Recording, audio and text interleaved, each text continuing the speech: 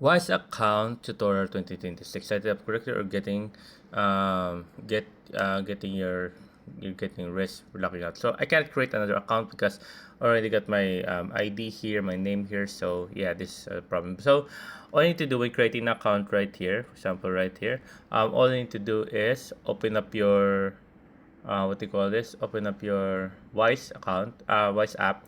Then you need to sign up using your email or a Google or Apple or Facebook account where available.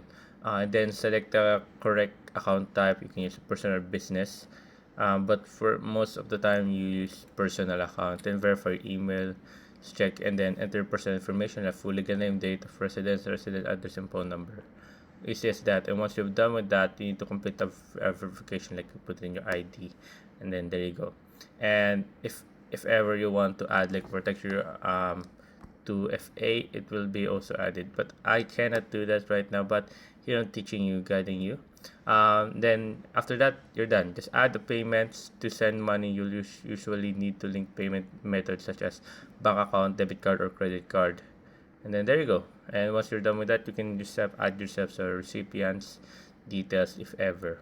So common mistakes people use: using nickname, uploading blurry or crop identity, IDs, creating multiple personal voice account.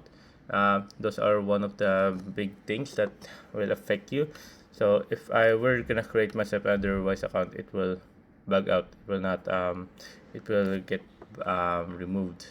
And entering an incorrect date of birth, or ignoring requests for additional verification, or logging in from unfamiliar devices, or attempting transactions that trigger compliance review.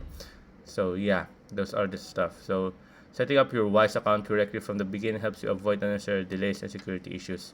So I suggest take your time and make sure everything is clear and nice. But there you go, guys. I hope you guys enjoyed. So if you have any more questions or concerns, you can always type in the question, but you guys have to as soon as possible. See you guys on the next one, and thank you, guys.